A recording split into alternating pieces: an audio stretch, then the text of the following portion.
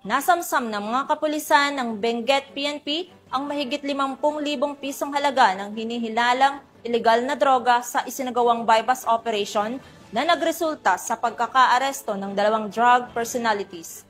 Ang operasyon ay bahagi ng pinaigting na kampanya kontra ilegal na droga sa rehiyon.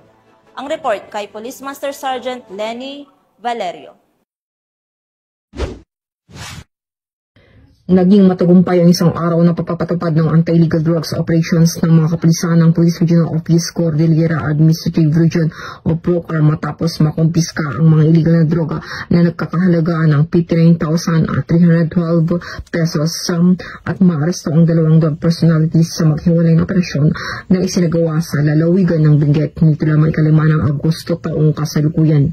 Sa isinagawang marijuana eradication operation, isang plantasyon ng marijuana na natamnam ng 240 grown marijuana plants at may standard drug price na 40,000 pesos ang nadiskubre ng mga pinagsanib na pwersa mula sa Bacon Municipal Police Station, Provincial Intelligence Unit, Provincial Drug Enforcement Unit ng Benguet Police Provincial Office at Regional Intelligence Division ng PROCAR, Regional Intelligence Unit 14 at Philippine Drug Enforcement Agency Cordillera sa Barangay Cayapa, Bacon, Benguet.